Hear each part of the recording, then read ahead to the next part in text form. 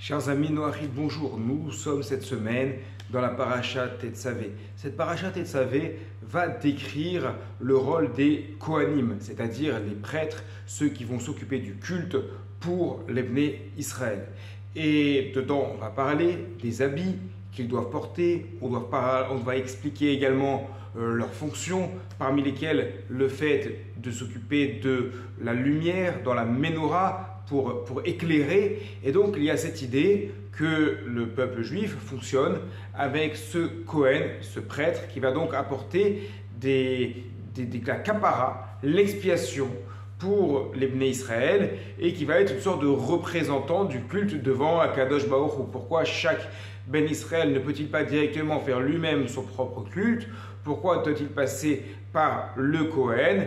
Car c'est l'organisation de la société juive dans laquelle il y a évidemment un service du cœur personnel de chacun, mais il y a un Kohen, il y a donc un représentant qui va être chargé, notamment le Kohen Gadol, le grand prêtre, qui va être chargé de faire passer l'esprit, la volonté de pratiquer, de se rapprocher d'Akadosh Baruch Hu, et ça va être par un canaliseur. Tout doit être canalisé complètement par le Kohen Gadol. Comme on le sait, ce système qui se retrouve à l'intérieur du peuple juif est extrapolé également vis-à-vis des nations. C'est-à-dire que Israël est appelé à plusieurs reprises également un Kohen. Israël vis-à-vis des nations est un Kohen. Qu'est-ce que cela signifie?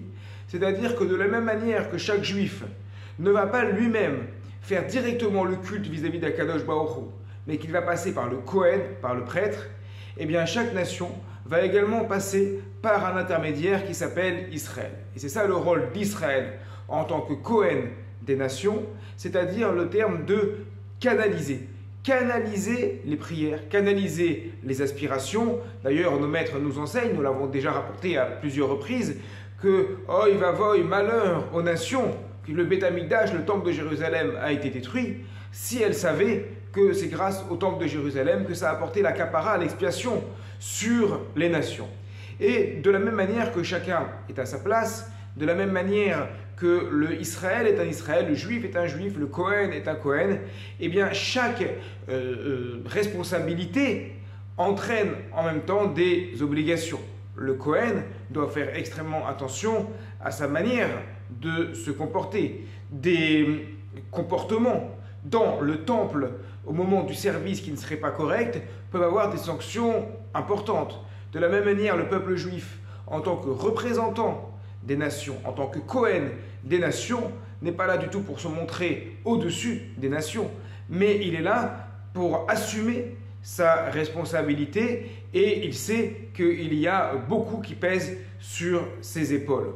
Voilà donc comment la Torah admet qu'il puisse y avoir parfois une nécessité pour une relation avec Akadosh Baruch Hu de passer par des intermédiaires. C'est tout simplement ce que l'on retrouve et ce qu'on a retrouvé par la suite dans l'histoire, dans toutes les sociétés, un système qui permet de déléguer, dans lequel tout le monde ne peut pas avoir une relation directe. Par exemple, dans la démocratie, il y a eu des idéologues politiques qui voulaient que la démocratie soit une démocratie complètement directe, dans le sens que chaque personne individuellement choisisse tous les corps de la politique, tous les corps administratifs. Évidemment, une telle chose n'est pas possible. Donc, à part d'ailleurs, on le voit aujourd'hui en France, à part pour l'élection du président de la République où chaque Français va voter directement, sinon pour tout le reste, pour ce qui est du système législatif, pour les élections régionales, etc., nous élissons des représentants, et ensuite les représentants vont prendre les décisions pour ceux qui ont voté pour eux.